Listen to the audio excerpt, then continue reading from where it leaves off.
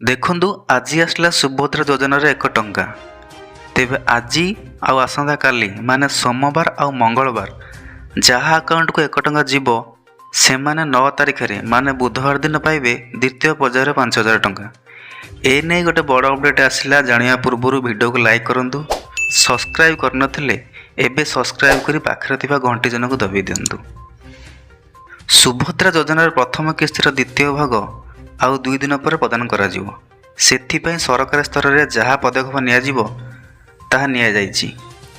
ଯେଉଁ ମହିଳାମାନେ 1 ଟଙ୍କା ପାଇବେ ସେମାନଙ୍କର ଡାଟାବେସ୍ କରିବା ସହିତ ଆକାଉଣ୍ଟ ଲିଙ୍କ ମଧ୍ୟ କରାଯାଇଛି। ତେବେ ପରୀକ୍ଷାମୂଳକ ଭାବେ ସେହି ହିତାଧିକାରୀଙ୍କୁ 1 ଟଙ୍କା ଲେଖାଏଁ ପଠାଯିବ। ସେଥିପାଇଁ ମହିଳା ଓ ଶିଶୁ ବିଭାଗ ତରଫରୁ ପଦକ୍ଷେପ ଆରମ୍ଭ କରାଯାଇଛି।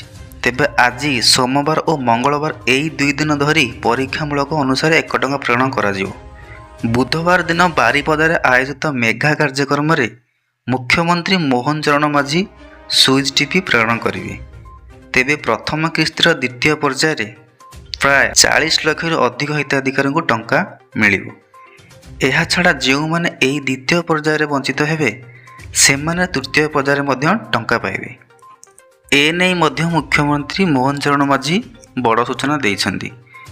ତେବେ ଜାଣି ରଖନ୍ତୁ ମାର୍ଚ୍ଚ ମାସ 8 ତାରିଖ ପୂର୍ବରୁ ସମସ୍ତଙ୍କୁ ଏହି ଟଙ୍କା ମିଳିଯିବ।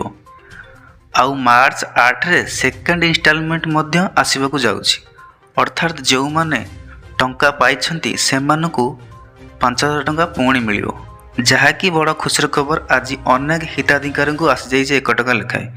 ଏହାଛଡ଼ା ଆସନ୍ତାକାଲି ମଧ୍ୟ 1 ଟଙ୍କା ଲେଖାଏଁ କିଛି ହିତାଧିକାରୀଙ୍କୁ ଆସିବ। ଆଉ ଯାହାକୁ ଆସିବ ସେମାନେ ପାଇବେ 5000 ଟଙ୍କା। ତେବେ ଦର୍ଶକ ବନ୍ଧୁ ଆପଣମାନଙ୍କୁ ଆସିଲାଣି କି ନାହିଁ କମେଣ୍ଟ ମାଧ୍ୟମରେ ଜଣାଇବେ।